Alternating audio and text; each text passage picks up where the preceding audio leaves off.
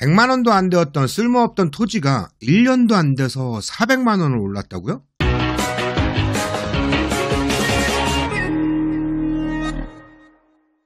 갈피를 못 잡는 투자 방향을 잡아드리겠습니다. 안녕하세요. 콕바이오의 공배준입니다. 도심의 사거리 코너 자리, 입지 매우 좋은 자리 맞죠? 현재 성정동의 투썸플레이스 자리, 이 자리가 10년 전에 800만 원에 거래가 되었지만 동일 시기인 똑같은 자리의 코너인데 이 토지 단돈 20만 원에 매각되었어요. 에이, 이 자리는 노란색의 주거지역이고 여기는 녹색의 자연녹지니까 가격 차이 나는 거 당연한 거 아니야? 라고 하실 수 있지만 바로 맞은편 이 자리 녹지지역인데 토지의 공시지가가 무려 280만 원, 거의 이 자리와 무려 10배 정도가 차이 납니다. 이렇게 10배 차이 나는 것을 보면 단순히 용도지역의 문제는 아니죠. 왜 이런 차이가 발생하는 걸까요? 그리고 이렇게 좋은 자리에 왜 건축행위를 하지 않았을까 하는 의문이 들지 않으신가요? 오늘은 이 이야기를 여러분들께 말씀드리도록 하겠습니다. 이 내용 여러분 투자에 새로운 기회를 제공해 드릴 수 있을 것 같아요. 자, 그럼 가볼까요? 고고! 여러분들도 이 근처를 지나가다 보면 여기 자리 좋은데 왜 아무것도 안 했지? 라는 생각 한번 하셨던 적 있을 겁니다. 방금 말씀드렸던 이 토지 이전에 매물로 나온 적이 있었는데 100만 원 미만이었어요. 그 이유가 뭘까요? 작년까지만 해도 이 자리는 도시자연공원구역으로 묶여 있었던 토지였기 때문입니다. 그럼 이 도시자연공원구역이 뭐길래 이런 차이를 만들었을까요? 공원? 어린이공원? 소공원? 무슨 차이가 있길래 그런 걸까요? 이 내용을 이해하시려면 도시자연공원구역에 대해서 알아야 할 것 같아요. 여러분들이 토지이용계획에서 XX구역, 땡땡 구역이라는 말 들어가는 땅 여러분들 한 번쯤 보셨을 겁니다. 여러분들이 잘 아는 구역, 개발 제한구역이죠. 이런 구역을 용도구역이라고 하는데 용도구역은 자연녹지, 계획관리지역 등의 용도지역 및 용도지구의 제한을 강화하거나 완화하는 것으로 시가지의 무질서한 확장 방지, 계획적이고 단계적인 토지 이용의 도모 등을 위한 도시군 관리계획으로 지정하는 구역입니다. 개발 제한구역, 수자원 보호구역, 오늘 말씀드리는 도시자연공원구역이 대표적인 사례죠. 보통 이런 토지는 비전문가가 투자하기에 상당히 어려운 영역이에요. 왜냐하면 이런 구역에서는 위에서도 말씀드렸듯이 행위가 제한되기 때문인데요. 그리고 여기서 짚고 넘어가야 할 부분이 있는데요. 이 도시자연공원구역과 도시계획시설의 공원인 어린이공원, 소공원 등과 같은 개념으로 혼동하고 계시더라고요. 이름에서 공원이라는 단어가 들어간다고 해서 똑같은 개념이 아닙니다. 이 둘은 완전히 다른 특성과 목적을 가지고 있어요. 오늘 말씀드리는 도시자연공원구역은 국토의 계획 및 이용에 관한 법률에 따라 지정되는 도시관리계획의 용도구역인데요. 이 구역에서 가장 중요한 목적은 자연환경을 보존하면서 휴식공간을 제공하는 데 있습니다. 이를 위해서 개발은 철저히 제한되고 자연상태를 유지하는 것이 최우선이죠. 따라서 별도의 공원 조성 사업 없이도 관리 및 지정이 가능해요. 반면 도시계획시설의 공원은 완전히 다른 개념입니다. 도시계획시설의 일종으로 도로도 도시계획시설이죠. 시민의 복지와 여가를 위한 공공시설로 지정된 부지를 말해요. 이곳은 산책로, 벤치, 운동장 같은 공원시설 설치를 목적을 가지고 있죠. 도시계획에 따라 철저히 관리되며 조성되지 않으면 장기 미집행 시설로 남을 수 있습니다. 계획상 공원 용지로 조성 계획을 가지고 지정을 했지만 20년 동안 조성을 하지 않는다면 도시계획 시설의 공원 용도를 자동으로 해제하는 제도도 있습니다. 도시공원 일몰제라고 하죠. 이 일몰제로 진행된 사업이 민간공원 특례 사업인 노태산 포레나하고 일본공원 호반 서밋입니다. 이러한 도시자연공원구역이나 도시계획시설인 공원으로 지정이 된다면 둘 다 토지를 제약하는 규제는 맞습니다. 내가 원하는 행위를 할 수 없어요. 하지만 도시계획시설의 공원인 경우는 일몰제에 의해서 해제가 가능하고 지방세 특례제한법에 따라서 지정된 후 10년 이상 공원 조성 사업을 하지 않는다면 2024년 12월 31일까지 재산세의 50%를 감면받을 수 있습니다.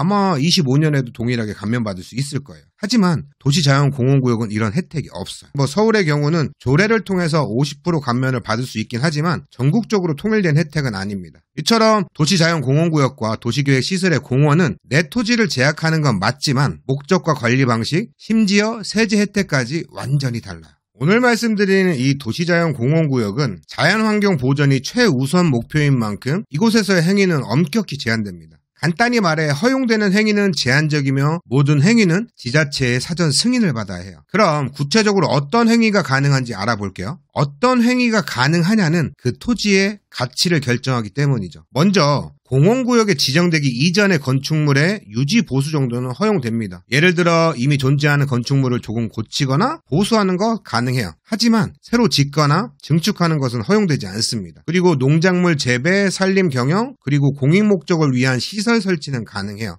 하지만 이것도 엄격한 조건을 충족해야 하는데요. 만약 농업용 비닐하우스나 화초미 분재 등을 위한 온실을 설치하고 싶다면 연면적 200제곱미터 이하만 가능하죠. 즉 농업활동이 허용된다고 해서 무조건 큰 규모의 시설을 설치할 수 있는 것은 아니며 자연환경을 해치지 않는 범위 내에서 제한적으로 허용돼요. 공장, 창고 같은 대규모 건축물, 이런 시설은 도시자연공원구역에서 아예 금지돼요. 결국 도시자연공원구역에서는 자연상태를 유지하며 최소한의 활용만 가능해요. 그러다 보니 바로 옆에 4차선, 6차선, 8차선의 도로가 접해 있어도 행위에 대한 제약이 너무 심해요. 그러니 방금 보셨던 이 자리, 코너짜리의 토지라도 뭘 할 수 없으니 이 토지가 이전에 100만원 미만대로 시장에 나왔던 것이며 주변 시세에 비하면 완전 헐값이에요. 이러한 행위 제한으로 인해서 도시자연공원구역에 있는 토지는 말 그대로 쓸모없는 토지로 여겨질 때가 많습니다. 하지만 이러한 토지의 제한을 악용하는 사례가 바로 기획부동산인데요. 일단 행위에 대한 제약이 높으니 주변 시세보다 저렴할 수밖에 없어요.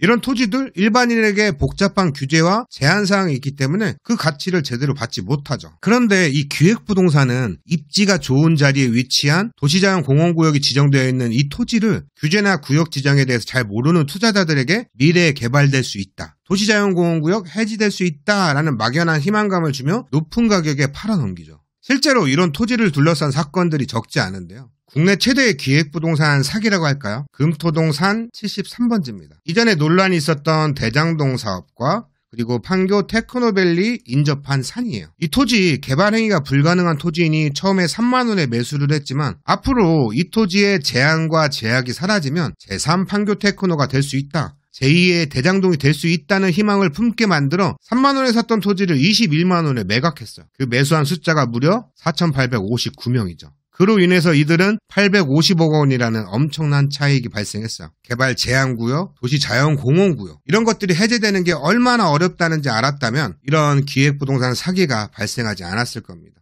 타 지역에만 이런 사례가 있을까요? 아니요. 천안 사례도 있습니다. 쌍용동 파크밸리 동일아이빌 인근에 있는 토지입니다. 이 토지 경매 감정가 34만원이었지만 도시자연공원구역에 지정되어 있었고 지분 매각으로 토지를 제대로 활용할 수 없기 때문에 5만 8천원에 낙찰되었어요. 도심에 있는 토지가 5만 8천원, 뭔가 되게 저렴해 보이긴 하죠.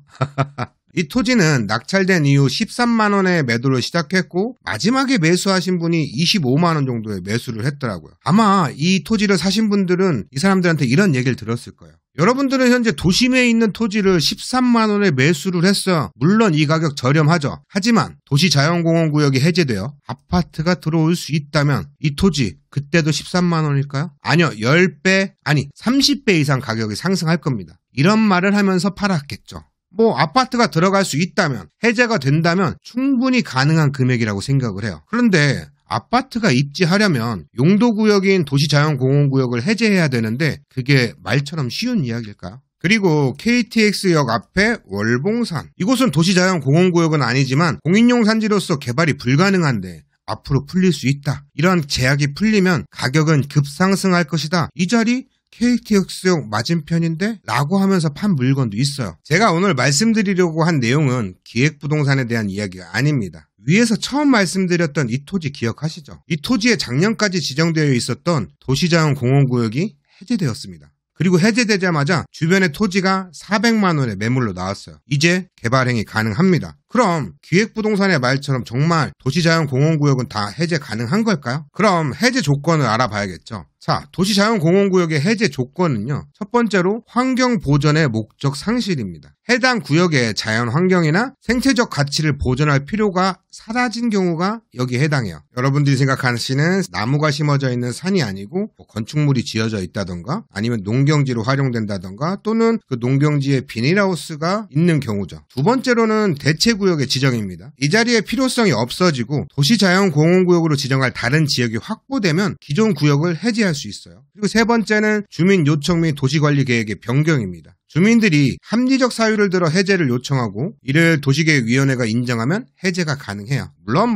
주민들이 요청한다고 다 해제해주지 않지만요. 그 합당한 이유가 있어야 돼요. 그 합당한 이유는 보통 1번이죠. 환경보전의 목적 상실. 마지막으로 행정적 필요에 의해서 해제가 가능합니다. 도시계획상 해당 구역을 다른 용도로 변경해야 할 필요가 있을 때 해제가 검토될 수 있어요. 예를 들어 도로 개설이 필요한 경우 해제가 가능할 수도 있어요. 공익용 목적에 의해서. 자, 공통적으로 보자면 공익성과 환경보전이라는 틀 안에서 해제 여부가 결정이 돼요. 자, 그럼 오늘 말씀드린 토지, 이 토지는 왜 해제되었을까요? 여러분, 잠깐만요. 선거 신원리 자연녹지 500평이 평당 90만 원에 나왔습니다. 혹시 맞은편 땅이 한 달 전에 95만 원에 거래된 사실 알고 계셨나요? 이 땅의 투자 포인트는요. 제1종 근린생활시설 건축 가능하고 소호지구 도시개발사업의 서측 진출입로에 바로 인접해 있고 현재 주변에 지작물 없어 향후 도시개발사업에 포함될 가능성 높습니다. 게다가 서북선거 국도대체 우회도로 개통으로 이 지역은 요즘 주목받는 투자처로 떠오르고 있죠.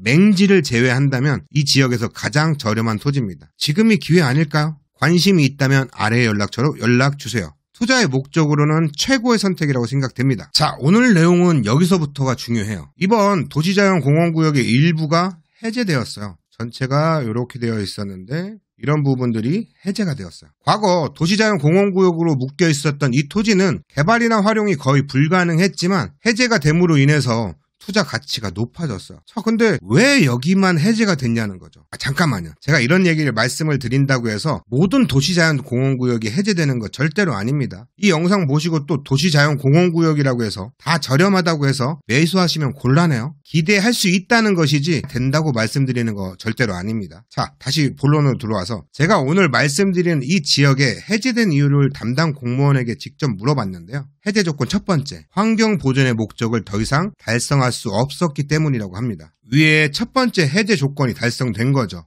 구역 내 환경이 이미 훼손된 경우를 말해요. 확실히 이 주변의 토지를 본다면 자동차 주기장으로 활용되거나 비닐하우스 그리고 불법인지 합법인지 모르는 행위들이 이루어져 있음을 알 수 있습니다. 여기서 중요한 포인트가 뭘까요? 환경적 보전 목적이 사라지게 만드는 거예요. 이렇게 해제되지 않은 지역과 비교를 한번 해보자면 확실히 무언가 행위가 이루어져 있어요. 그게 비닐하우스이든 농사든 아니면 불법적으로 뭔가가 되어 있든 말이죠. 제가 이번에 해제된 것을 보면서 느꼈던 것은 만약에 도심 내에 도시자연공원구역에 포함되어 있지만 도로에는 접해 있고 그리고 그 자리는 환경보전의 목적이 가치가 높아 보이는 이러한 산악적 나무가 울창하게 들어서 있는 곳이 아니라면 그리고 그 자리가 농지로 활용된다던가 그 농지를 활용하기 위해 비닐하우스가 설치되어 있다던가 아니면 어떠한 건축적 행위가 되어 있는 곳이라면 한번 투자 가치로 생각해보는 것은 어떠냐는 거죠. 물론 언제 해제가 될지는 명확히 알 수 없다는 점에서 불안 요소는 있습니다. 하지만 지금처럼 해제 사례가 하나둘씩 나오기 시작하면 인근 지역 역시 그 가능성을 기대해볼 만하다는 거죠. 오늘 여러분들은 도시자연공원구역과 관련된 투자 가치와 한계에 대해서 이해하셨을 거라고 생각합니다. 도시자연공원구역은 단순히 규제로만 보이는 땅이 아니라 장기적으로는 투자 기회가 될 수 있는 잠재력 있는 영역이기도 해요. 하지만 이와 동시에 철저한 조사와 면밀한 검토가 반드시 필요한 고난이도 투자처이기도 하죠. 해제 가능성을 기대해서 이런 산악지형의 꼭대기 이런 곳들을 묻지마 투자하거나 막연한 희망만으로 결정을 한다면 오히려 큰 손해를 볼 수 있다는 점 기억하셔야 해요. 부동산은 기회와 리스크가 공존하는 만큼 여러분들의 선택이 올바른 방향으로 나아가길 응원하겠습니다. 오늘 내용은 도시자연공원구역에 투자해라 라는 내용이 아니라 이런 내용도 있으니 여러분들이 향후에 어떠한 물건을 보게 되었을 때 이런 관점에서도 볼 수 있다는 걸 말씀드리고 싶었습니다. 자, 앞으로도 새로운 정보를 바탕으로 투자에 도움되는 알찬 내용으로 찾아뵙도록 하겠습니다. 지금까지 콕 바유의 공배준이었습니다. 우리 다음 시간에도 꼭 봐요.